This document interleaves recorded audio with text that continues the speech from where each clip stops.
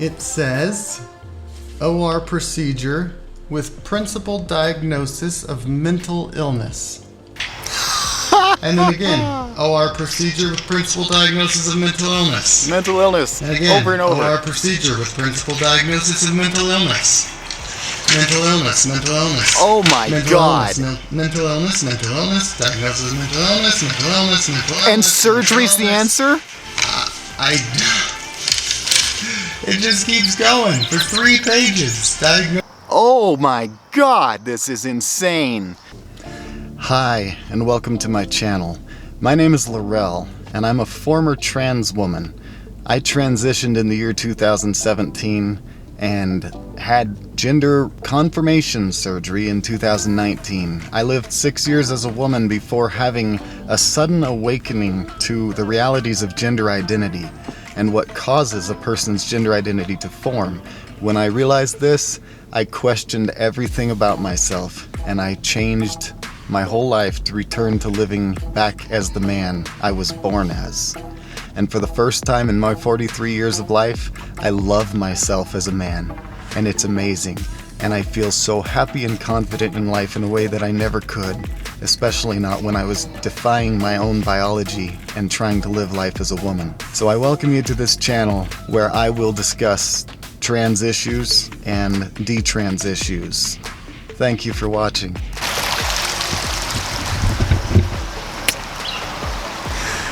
Hi friends, Laurel here again. Today I'm out in one of my favorite nature places where my wife and daughter and I come often to walk in nature, and right here in the middle of the city, and we've got this massive, amazing, beautiful green park and open space to come enjoy. But there are a few videos on my YouTube channel from years ago when I was heavy in my trans delusion that I wanted to respond to. Reaction videos to my own past delusions have proven to be quite fun, weird, brings up a lot of weird stuff, but it's very therapeutic, and I feel that it's very beneficial to those who watch, who can see and hear from myself, from my own words, where I was and what has transpired to get me from where I was to where I am now. Wow, this is a really cool spot here.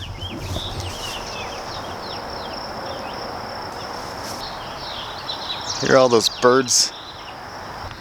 So, the first video here from 4 years ago, talking about my passport. You know, when you transition, all of a sudden you're presented with all these challenges that you have to overcome as far as documents, driver's licenses, passports, birth certificates. That's in the birth certificate. A lot of trans people want to get their birth certificate changed to say that they were the gender they identify as when they were born even. And those of us who we're so heavy into the trans delusion believe that that's necessary because we like, I honestly believed I was born female but happened to be born in the wrong body, and so therefore I thought my birth certificate technically should say female on it, but even I never ever got that far. Even I was like, that's how I was born. Regardless of how I identify now, that is how I was born. And so a document that shows how I came into this earth shouldn't be changed. That's how I came into this earth, was as a boy. So it makes sense my driver's license, or makes sense that my birth certificate would say that. My driver's license, however, when you go out living life in the world, trying to live as the opposite sex, but you present a driver's license that says you are male, that was really triggering for me. That I did not like. And so, and the picture on my driver's license, and then there's weird things like if the picture on your driver's license is female or looks female, but then it says you're male, and I felt a need to make my documents match my identity, and then of course it caused me problems going back and trying to change it back. I went back into the DMV to change my driver's license from female back to male, back to my birth gender, And that was where I almost ran into problems. That was where the DMV person was like, but I think you have to have a letter to do that. And I'm like, look at me. I was clearly born male, and you're gonna try to tell me that I have to bring in a letter telling you I'm male in order for you to make my driver's license say I'm male, when in order to make it say female, it seemed like they changed it easier. It's weird. And now you don't even have to have a letter anymore. The state of Colorado and the passport office as well. You used to have a letter, and when I went to change my passport, I had to bring in a letter from my therapist saying that yes, indeed, I was female. So they changed my passport to female. Well, now they've changed that to where you no longer need a letter. You just tell them what you want your passport to say, and they'll change it. But anyway, back when I was dealing with getting my passport changed to say I was female, I made this video talking about the process, and again, it's one of those videos that I made and posted and I've never watched it again. I had no reason to. So I want to watch this one and react to it. So one of the hassles of being trans is having all these identifying documents that still identify you as the gender you were living as before. Yeah. Not necessarily that you identified with, because I never identified with the male gender, but you still are required to have these documents, driver's license, passport for travel and everything, and they all want to identify what your gender is. Yeah. I don't entirely understand why it's so important we all are assigned to a specific gender, but whatever. I have to play the games that this world hands to me, so that's okay. So anyway, sadly, that's my true. passport, my wife and daughter and I were getting ready to go on a trip out of the country, just up to Canada, not anything too exotic, but still it requires a passport to go to Canada, where my passport was still my male passport. It says M for male, and that needed to be changed, because even if I was born male, when you go traveling through the airport and you've transitioned to look different than the gender you were born with, the sex you were born with, Confuses I was born people. with female gender. That's another topic. No, you weren't. You were born male. But anyway, went to change my passport. In order to change your passport, the passport office has to have a letter that is from my doctor that says my doctor has been treating me as a trans person, has been treating me to be female, has been administering the hormones and things, the proper treatment to treat me as female. So the passport office has to have that letter that says that, otherwise they won't change the gender. My experience and my request is not good enough.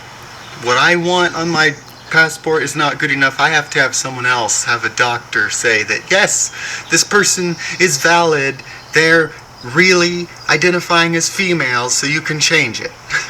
Okay, so I had the letter. Ludicrous. The requirement said it could not be a photocopy.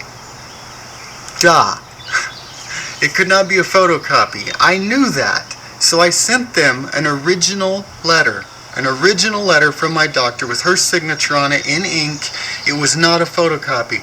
So we scheduled the trip. I was told that I'd have the passport back in plenty of time. The time they gave me that I'd have it back was weeks before we were leaving on our trip, so there would have been plenty of time to get it. But instead, I'm waiting and waiting, never get any updates, so I called the passport office to see what's going on with my passport. They say, oh, it's processing, it'll be fine, you'll have it before your trip. Okay, so a few days go by, I checked the website, still no updates, it just says it's processing. So it's getting closer to our trip time, and it's a trip that we can't be reimbursed for. And so I'm like, where's my passport? Are you still working on it? Are there any hang-ups? What about the letter that I sent? Oh no, everything's fine, everything's great, it's still being processed, you'll have it in time. Okay. So we get down to only 2 days. 2 days till our trip is... And I still don't have a passport. And I'm starting to panic here because I can't travel without a passport, and my wife and daughter aren't going to go to Canada by themselves. And so I called the passport office again, or no, what happened was I got this letter in the mail that says, you sent a photocopy of your letter. We have to have, it says, please submit the original letter from your doctor. Photocopies are not acceptable. I did not send a photocopy. I made sure that I sent the original, and I knew that. And so here we are, only a couple days from when our trip is supposed to, from when our plane is supposed to leave to Canada, and I get this letter saying that my letter's not good enough. They don't recognize it as valid because it's a photocopy when it was not a photocopy. Luckily, there it is. And there you can see the F and my new picture compared to my old picture. So finally, and they were side by side. Finally, here we are. Less than I don't know, 18 hours, 15 hours. Yeah, like 15 hours before our plane leaves. Something like that. And I finally have the passport, just barely in time. It came the UPS Express Mail. But look at this insanity. The insanity of this. The passport agency misidentified my document. Think about that. Give yourself time. If you go to change your passport, to change the gender on your passport, give yourself time for that kind of hassle to go through. It shouldn't have taken that long. The only reason it did is because they looked at the letter that I sent and misidentified it somehow as a photocopy. I don't think they sent it back to me either, which really, no, they did not.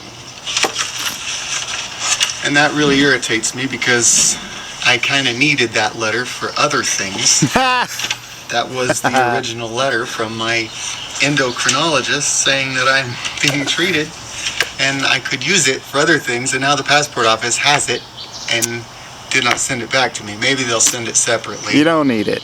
But you never needed it. Yes. Passport woes. It should not be that difficult. Changing the gender on my driver's license, I mean, the driver's license isn't quite the high security document as a passport is, but still, I had to give the letter for my driver's license. Supposedly a photocopy in Colorado where I live works to change the gender on your driver's license. Some DMVs say it doesn't, say they have to have an original, but the actual policies of the DMV say that no, that a photocopy does work to change the gender on your driver's license apparently. And I wasn't willing to take that risk with the passport. I wasn't going to send them a photocopy just in case that was not acceptable.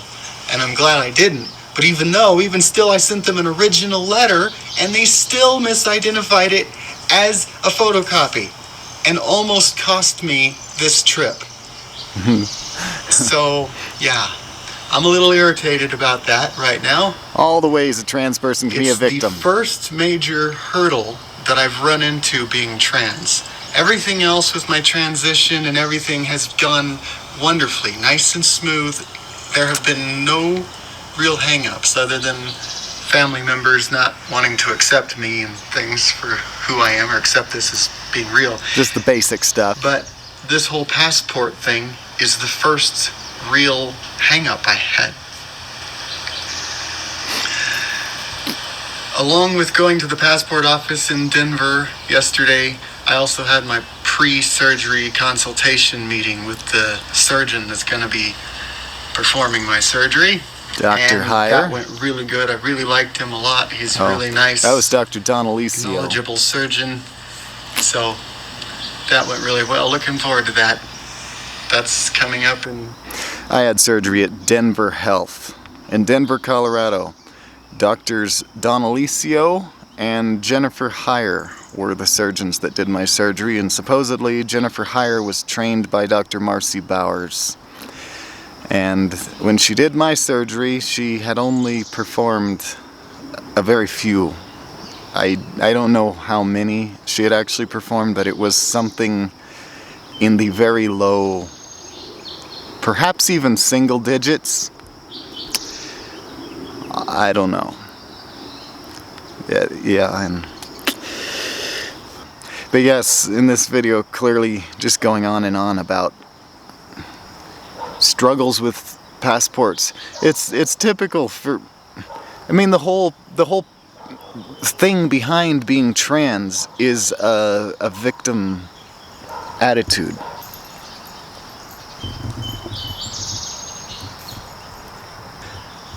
It is very typical among trans people to feel like a victim to life. I mean, you already feel like a victim to your identity. You feel like you're a victim to who you are. Like as if you are exceptional on this planet and somehow God made a mistake and made you wrong. Made you born in the wrong body. As if you are so special, there's something so special about you that God fucked up on your creation, but everyone else he did okay. He made them right, but you, he made wrong.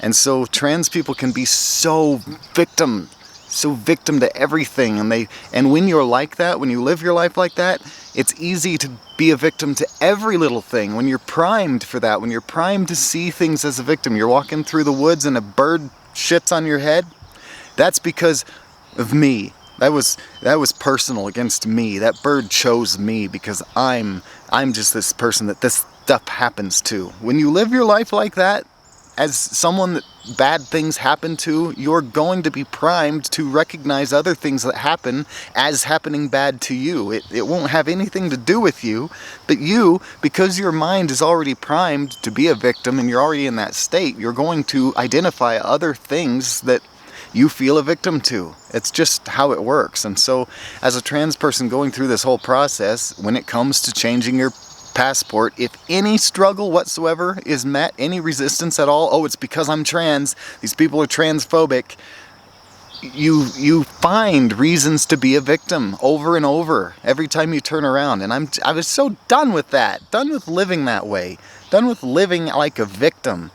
Being trans is fundamentally a victim identity, and it's insane. So let's see what else I have to say here. There's only a couple minutes left on this video, thankfully. Some of these funner to respond to than others. Less than a month now. That's exciting.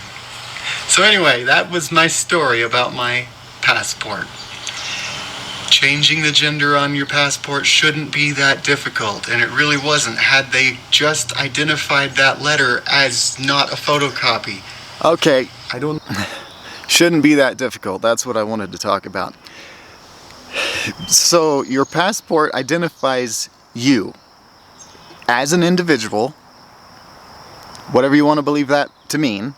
You're walking through the earth or through the planet around all these other thousands of individuals. They have to identify you somehow. When you go to get on an airplane or travel internationally, they want to identify you, and this is the document that does that. This is the document that just allows the system to work. There's a system in place, and when you try to fight against the systems, it just makes things difficult. It makes life difficult. Now, there are certain systems that should not be in place, and we should systematically change those. We should fight against the system and change the systems that are not good, that are not serving people's best good, right? But when it comes to things like this, there is a system of identification in place. There are passport systems in place in our government that when you do want to travel, it just makes it easier. You walk up to the podium, they have this system set up to where you scan your passport, they identify you, welcome on board, welcome into our country, whatever. That's how it works. And when you go confusing the system and presenting yourself different than what your document says you are, or you are clearly born male, but you present a document that says you're female, and you don't pass well enough to look like a female, it just causes all of this confusion and unnecessary discomfort out in the world. As you're going through the world, not only are you having to fight this, but every single person you're interacting with, you're putting them in the position to now have to deal with your being trans. Something interesting that I noticed that happened all the time. My wife and I, we go to a lot of coffee shops. We frequent coffee shops across the country. That's just kind of our thing. We love coffee, but we love the roasters. We love visiting the roasters, hearing their stories and things. It's a thing of ours that we do, okay? So obviously, we've visited hundreds of coffee shops while I was in my trans identity, right? Well, this fascinating thing would happen every time we'd go up to the cash register. My wife would always order iced coffee, an iced latte, and I always want mine hot. No matter what time of year it is, it'll be the middle of summer, 100 degrees outside, I still want hot coffee, right? So, I noticed this thing happen where every time my wife and I would go up to order, almost every time the person running the register, the barista or whatever, would get my order wrong. Either mine or my wife's, because they're flustered. They're flustered in that moment. Now in general, what I've found is in general, the majority of baristas are more open-minded. They're more of the generation that recognizes different gender identities and expressions. And so in coffee shops, actually, believe it or not, is one of the most comfortable places I ever found myself. In fact, most of the coffee shops I frequent have signs up that say, "We welcome all genders." The bathrooms have signs on them that make it clear that they're gender neutral and things, and it's great. So for the most part in coffee shops, people are accepting and welcoming of different expressions of gender. But that doesn't stop what's going on internally for many of them. When me and my wife would walk up to the register and we'd place our orders, like I said, almost every time while I was presenting trans, the person would show a subtle sign of being flustered, and they would get my order wrong. Now for a while, of course, that was partially me being a trans person looking for or being primed for victim moments or things to be a victim to. But the reality is, I did realize that it does make people uncomfortable. When somebody's trying to do their job and they're running the cash register and this person shows up that was clearly a man, but he's dressed as a woman and he's got fingernail polish and everything on, it's a little weird. It's a little weird. It's weird for that person. Now, while you can argue all day long that it shouldn't be weird and that there shouldn't be weird feelings towards it, the fact is we live in a world where there is a gender binary, and the majority of people out there in the world working their jobs and things live by that binary, and they expect it. And when you come in defying that binary norm, they're gonna treat you different. They're going to look at you different. It's going to stir up things within them. They're going to get flustered. That's just how it works. And as a trans person, you just have to accept that. You have to accept that I'm making this person uncomfortable with my presence. And that sucks for me. That makes me feel sad about myself. But that's just the way it is. That's the world we live in. And we can't, as non-conforming individuals, you can't get pissed off when people get uncomfortable with your non-conforming ways. You just can't. But so many trans people do, and I had my share of getting upset, and I think a couple of these other videos I wanted to respond to, I get opinionated in it. Let's see what else I have to say in this one about my passport. I don't know why they looked at it and assumed it was a photocopy, or maybe someone that's not very well trained looked at it first and still going on about identified it as a photocopy. Or we have some transphobic people in the passport office that just don't like this whole thing. And transphobia. That's what trying it is. To keep me from, or trying to cause me problems. I could see that happening. They see this passport application come in. Oh, this person wants to change their gender. I don't agree with that. So I'm going to cause them trouble. I don't know that happened. It could be. But to identify a document as a photocopy and then turn around and look at it and say, oh, sure enough, it's not. It seems a little suspicious to me, and with the importance of such a thing, you'd think they'd look at it a little closer. They should have someone there that can identify that sure enough there's a ink signature on it. However, that I have a real problem with too. Do you have any idea? I'm a computer artist. I work with all things digital media. I could have faked that letter very, very easy. Yes, I could have could. so easily copied it, forged her signature on it. Nobody would have ever known. I'm not saying I'm that amazing at faking stuff, But I am. it's not that hard. So the fact that they have all these requirements for it to be an original and not a photocopy, I don't know if they're trying to keep that from happening, forgeries Spit it from out. happening. I could forge one that looked real with a real ink signature on it just the same. So I don't know. It's crazy. It's just stupid. Almost missed out on a fairly expensive trip with my family, all because they thought I sent a photocopy when I did not. Yeah. Think about that one for a while. Being trans. It comes with some interesting issues. That it does. Thanks for watching. Have a nice day. Being trans, it comes with some interesting issues. It really does. And what it comes down to is whether you're willing to put up with those issues or not. Like the other day I had an interview with Buck Angel. Buck Angel is one of those people who recognizes he was born a she. And he will always be a she regardless of how he lives his life. And that's the difference. There are many trans people out there who recognize, hey, I was born male, now I live female. I'll never actually be female, but this is how I live. And that's one thing. But then there's this other category, which I fell into, of trans individuals who actually claim to be the other gender. Like I know I was born male, but I actually claimed that I was actually born female. I just happen to have a male exterior. And that is a weird thing. Weird thing to live with, and it's a weird thing that there's so many people out there that are claiming that to be their reality now.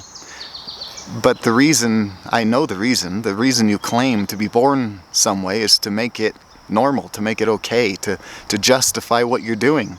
Because you, as a trans person, recognizes that what you're doing is crazy.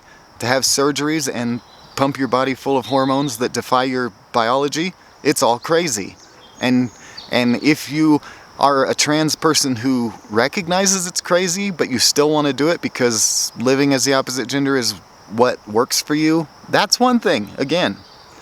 But again, it's still a belief. It is still a belief. It's still not something you're born with. It still is a belief that you developed over the course of your life. Regardless of what category you fall into, whether you're the person who believes you were born with a female mind in a male body, or the person who recognized you were born male, but you choose to live female now, it's still a belief. Identity is still a belief. Personality is still a belief. It is a belief that develops over the course of your life through experiences in our very early formative years. And those who understand human psychology and development and things know this. They know that every person's personality trait and characteristics and everything are the result of their experiences and the perspectives developed in those experiences. That's just how it is. If you're trans, it is a belief. It doesn't matter what category of trans you fall into. It is all still a belief, and therefore it is something you can change if you choose to. If you choose to work on it. Okay, I had to change battery and change positions a little bit. Okay, this one, talking about gender reassignment surgery. Kaiser, not that one. Okay. This is September 11th, 2019. I had my gender confirmation surgery, SRS, whatever you want to refer to it as. Had my dick cut off, turned into a vagina. That's, you know, how that goes on July 9th. And I have Kaiser insurance. And they've been really good at paying for things and making the whole process fairly easy and pain-free. Yeah. Getting there to have the surgery and everything. The Kaiser pipeline. But now that the surgery's been done and it's all in the past and over with and everything, I start getting the bills. Now, I expected to get the bills, but what I did not expect is if you look at the bill, it gives a breakdown of all of the charges. But what it does is it lists here, it says OR procedure with principal diagnosis of mental illness. And then again, OR procedure with principal diagnosis of mental illness. Mental illness. And again, over and over. OR procedure with principal diagnosis of mental illness. Mental illness, mental illness. Oh my God. Mental illness, diagnosis of mental illness, mental illness, mental illness. And surgery's the answer? It just keeps going for 3 pages. Oh my God, this is insane. So, right there, right on the paperwork, and at the time, I don't know, I'm not sure what I'm gonna say about it in this video back then, what my perspective was, but now my perspective is, Jesus Christ. You don't do a surgery on someone for mental illness. That right there alone shows that they were doing this surgery to combat mental illness. They recognized it as a mental illness. I now recognize it as a mental illness. I could never admit or accept that in the past, but now I recognize it. And now, especially looking at this video, they, even Kaiser, called it a mental illness, but even on the paperwork, billing for the surgery, shows right there that they did a surgery to combat mental illness. I did not expect that to hit me like that. That's nuts. Causes of mental illness. And I guess there was a time where being trans was considered a mental illness. And it was treated as such. But then over time they realized science has made discoveries that they've realized, oh wait, science. It's not so much a mental illness as it is an actual physical characteristic in a person's body. A physical change that happens in utero. And so you can't call it as much of a mental illness anymore. You literally cannot call it a mental illness because it has been proven to be a physical difference in a person's body that makes a... Scientifically proven to be an actual physical condition, being trans, a physical, actual difference. I had to believe that. Like I've said before, I've had to believe that to make it right, to make it okay that I did this thing to myself. An agency like this, I would expect more from them. I would expect Kaiser Permanente to be more on board with science and more familiar with the fact that you can't call it a mental illness anymore. You can't say that I had the surgery because of a diagnosis of mental illness. It was a diagnosis of a physical condition in my brain. No. And why can't we treat it the same? Why can't we still consider that hormone replacement therapy and surgery is still a proper treatment for a diagnosis of an actual physical condition of the brain rather than a mental illness? It's like we've accepted in the medical industry this idea that we can treat transness with mental care because it's a mental illness. It's not a mental illness. Oh my God. We're not treating it with mental care. They make us go to therapists for months and months to have the therapist certify that we are dysphoric and that we do deserve to have HRT. deserve. To have to go through that trouble just to be who we are is insane.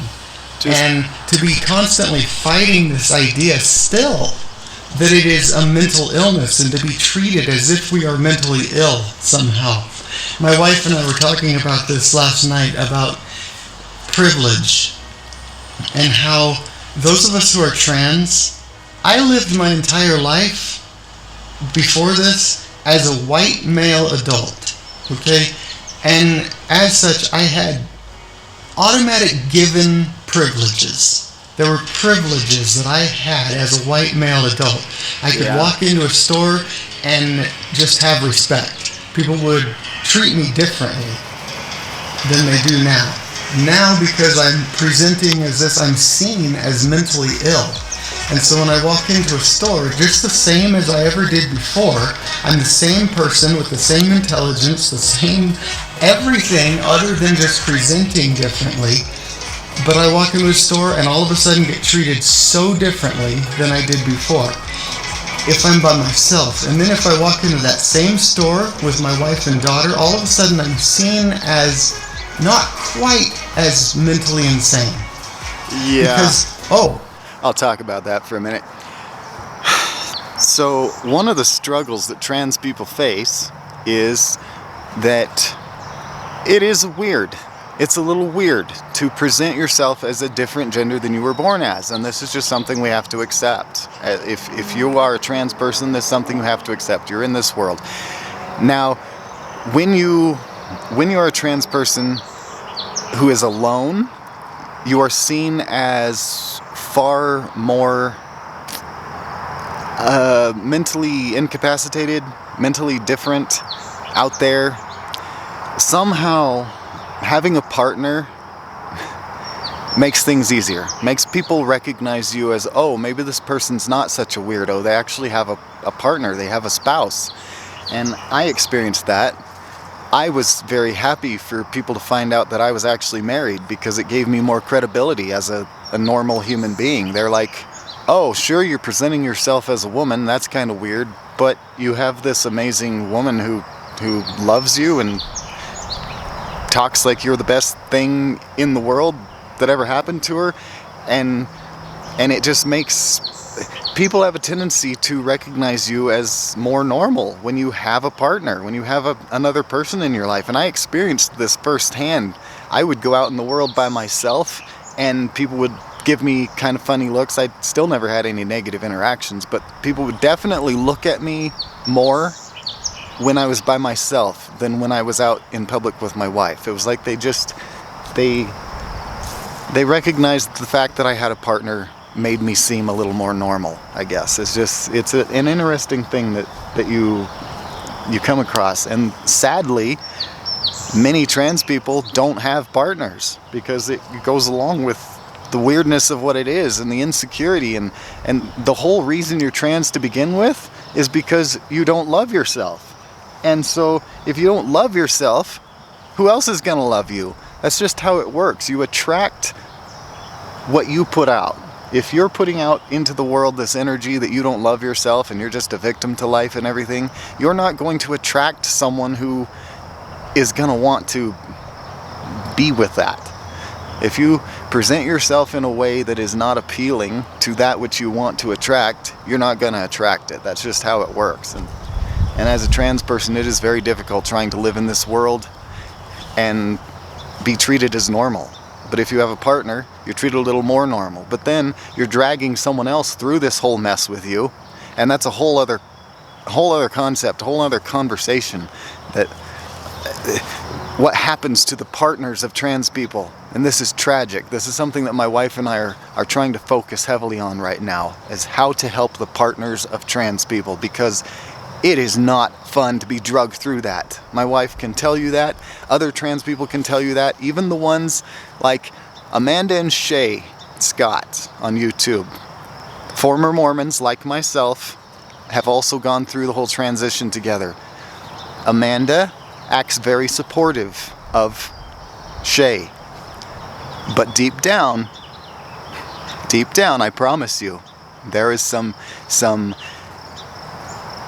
struggles. There are some serious struggles that poor woman is going through. Having her husband having done what he's done, she's loving and supportive like my wife was, but she's having to crush a lot of her own needs and a lot of her own feelings and things in that relationship in order to make it work.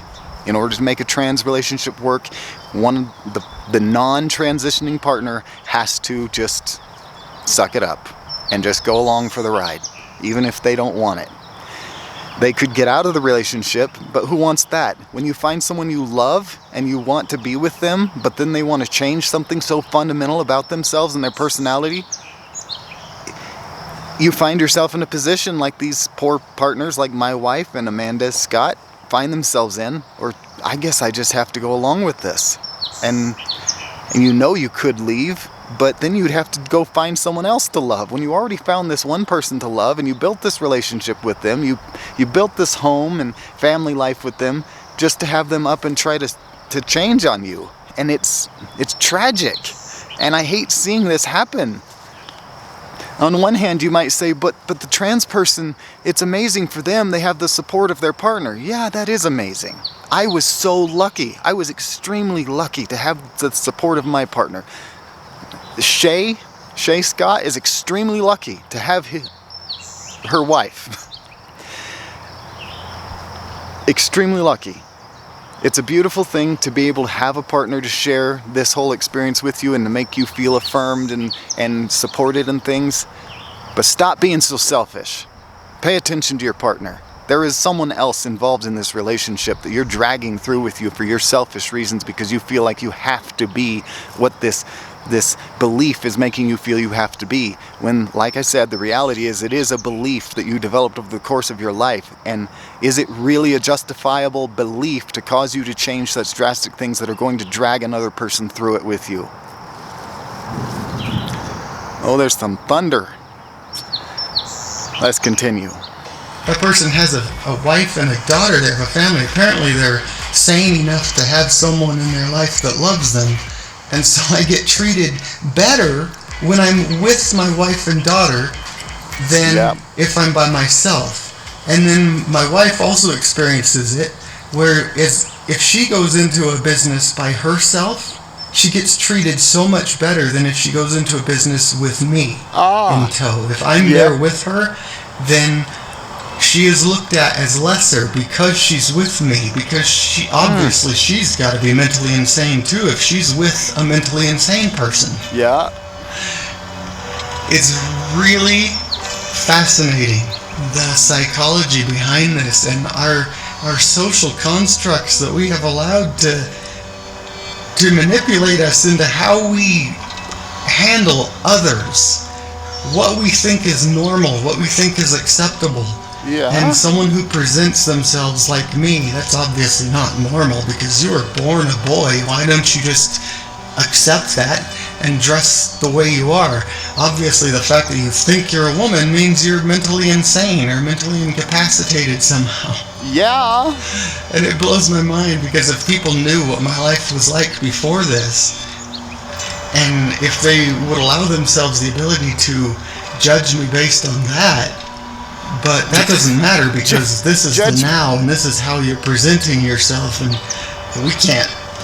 You're not normal. You're mentally insane. It's crazy. So this little bill I got with all these just over and over and over again diagnosis of mental illness. I will be writing a letter to Kaiser, not anything terrible. I just want to make them aware that this is unacceptable, that they can't do that. As a trans person, as a Kaiser Permanente customer, they need to know how this affects my mentality. When I get a bill that says I'm mentally ill over and over and over again, when you see that, you start to question yourself. Oh, well, wait a minute, am I mentally ill? Oh, did you see Everybody's a little mentally ill. That's what makes us normal. A little mental illness makes you normal. But yeah, Kinda does. for an insurance agency, when it has been proven that being trans is not actually a mental illness and it's actually been removed from the World Health Organization as a mental illness, you can't put on a bill that it is a mental illness. Just because some agency, WPATH, that is put into place to provide an easy path for trans people to get these affirming surgeries and care and things, just because an agency decides, okay, we're going to say that it's no longer, or that it's scientifically proven that you are born trans, that doesn't make it real. That means that a company or an organization that is put into place to serve as a pipeline for financial gain to the medical industrial complex, that's what's happening there. It's not that WPATH has some amazing knowledge that other people don't have, and they know what a trans person really is, and so the only reason for it is to justify the millions and millions of dollars that are being spent on gender affirming care, surgeries and hormones and things. The only reason to remove that specification of mental illness and to claim that it's something you're actually born with, that it's actually a physical character trait, is to make it easier to feed people into the surgical systems, into the medical system, the affirming care systems that are in place. That's the only reason that happens, and it's not real. Over and over and over again. You just can't do that. When I went to my gender therapist to get therapy, to get hormone replacement therapy and things, my therapist had to bill my insurance as if I had a mental illness. And my therapist said to me, "I'm sorry about this. I know that doesn't feel right, but it's the way the system is set up. In order for me to bill the insurance correctly, I have to bill it under mental illness." And I understood at the time. I said, okay, yeah, that's the way the system is set up. I can handle that. We can deal with that. It doesn't really mean anything to me. It's just on paperwork. So my therapist did that, went ahead and billed it that way, and it didn't affect me because I don't see it. It's out of the question. My therapist told me they were doing it, but in this case, when I get printed on paper right in front of my face, diagnosis of mental illness over and over and over again, it's a little bit hard to handle, hard to take. I mean, it doesn't need to affect me, really. It's just the way their system is set up. I'm clearly But at the same time, affected like by I it. said, science has gone further than that now. Looks like we're on the And verge of tears. You just don't do it anymore. You don't call it a mental illness, especially if you're in the medical field or if you're in the medical insurance field. You just don't do it. Just don't do So that's it. my rant for today, my trans rant. And I was trying out this new microphone I just got for interview style footage. I'm a photographer, videographer. I'm trying to build a business of making videos for people. I want to tell people's stories. I want to do interview style shoots, kind of like this, together with clips of them living their lives, doing their things, show old pictures from their old photo albums and things, to just put their life story into a video. That is fun. Everybody has a story to tell. Everybody is unique. I have wanted for a very long time to make documentaries. I love making videos. For the most part, these little videos I make, they're fun to make, and I end up pushing them through, so they're not made the best. But I've always wanted to make really high quality videos, and one of the struggles I had as a trans person, couldn't get anybody to hire me for shit. I had a couple, in fact, the only person who hired me for photography purposes was someone who also accepted me as into women's circles and things that she ran, and she hired me as her photographer. She was the same person a year later, was the only person that hired me as a photographer. Now either you could say It's not that my work is shit. It's that I was presenting myself as a very non-confident trans person who already expected people to reject me and not want me. So that's just how it works. When you present yourself with low confidence, people aren't going to have much confidence in you. When you present yourself differing from the norm, people are going to be uncomfortable. They're going to treat you different. That's just how it works. We're in a world where this is just how these things work. Only a couple minutes left of this one. We might feel like we don't have anything special to share, but everybody does. Everybody has a story. There's a reason that reality TV shows are so popular, because for whatever reason, we all love to see into other people's lives. It's a strange concept. We love to see what other people are doing in their lives, and we love to learn about other people because we as human beings are all connected through a collective energy worldwide. There is this energetic force that connects us all as human beings, and that is one of the reasons that we love to hear about other people's stories. We get on YouTube like this and watch videos like this of people talking to the camera for 20 minutes or whatever, and why is it entertaining to us? What does it matter? I don't really know, but the fact is it does. And I want to utilize that. I want to help people to tell their stories. So I was testing out this new microphone. It's a shotgun mic that I have suspended on a stand up over me. Sounds pretty good. I didn't do my makeup all that well today either. So yes, there's a test of this microphone. One more video I wanted to respond to today. What it means as a trans woman not to pass on YouTube. I wanted to talk a little bit about passing privilege when it comes to YouTube. I've discovered a very interesting phenomenon when it comes to YouTube. People love trans videos. There's a whole crowd of people out there that sit there at their computers and specifically search for videos of trans women because they fetishize us. They make us into a fetish. Yeah. And this kind of bothers me. Well, it doesn't kind of bother me. It really bothers me. I don't like to be someone's fetish. It's not my thing. I'm just who I am.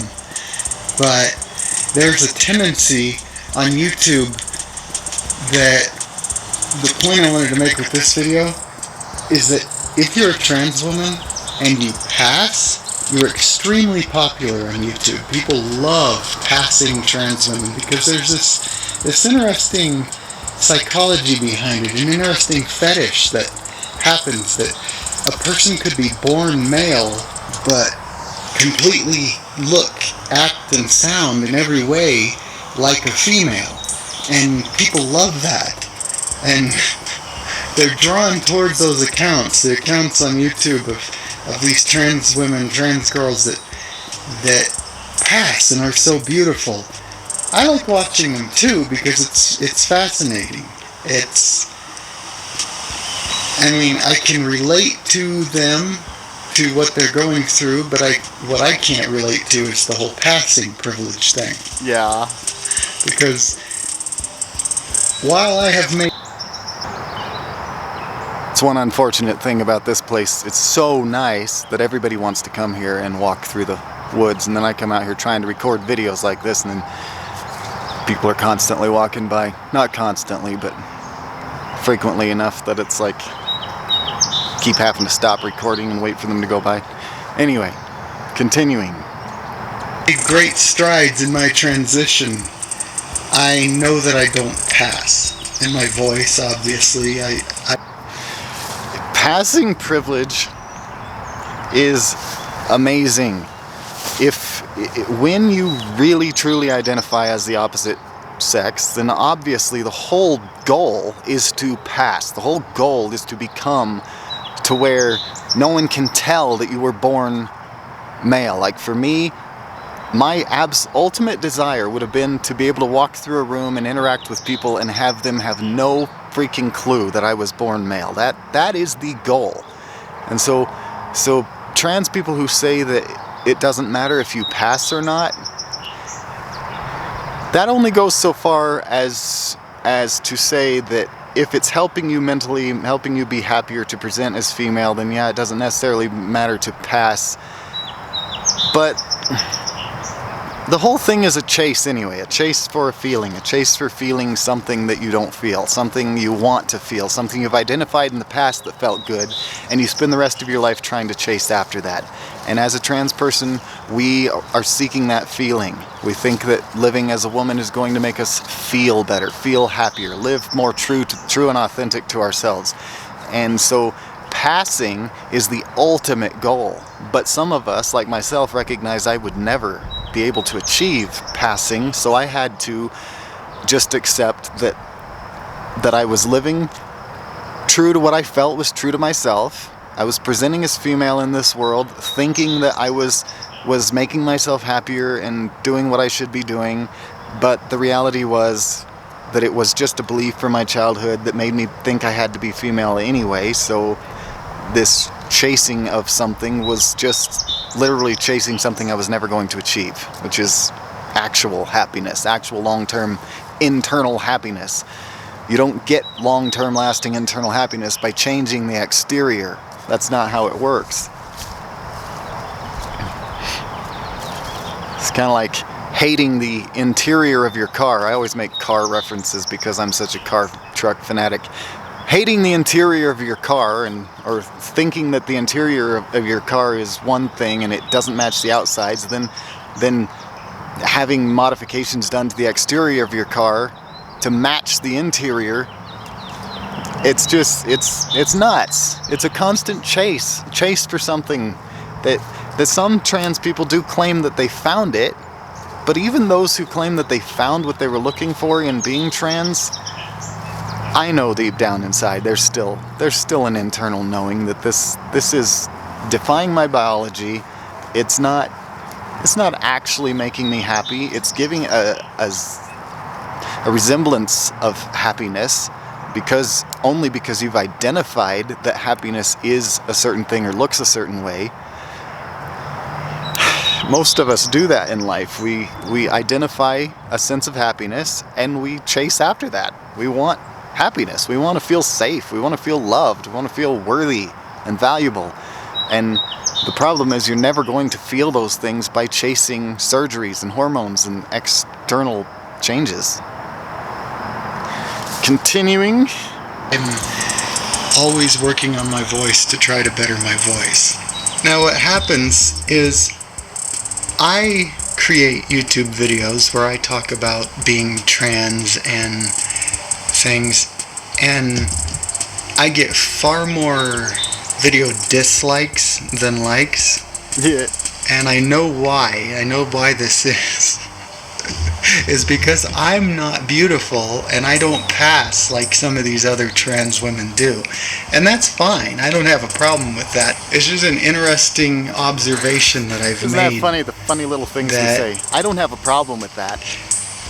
People definitely tend to appreciate the videos made by trans women who pass way more than those created by those of us who do not pass, even though we're telling the same story, we're sharing the same experience, but because I'm not this beautiful female looking person,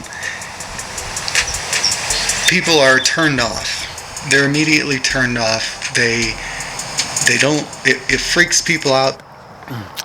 Well, I don't know what I was going to say in that video, but my battery on my camera's about to die, and I gotta pee, and since I don't have a penis anymore, it makes it a little more difficult. One of the sad realities of the decisions I made based on a belief. Constant reminders that I carry with me.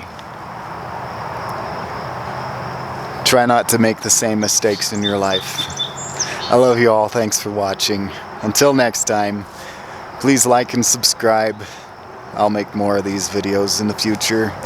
And more other kinds of videos, not just reaction videos to myself. I'll run out of content soon.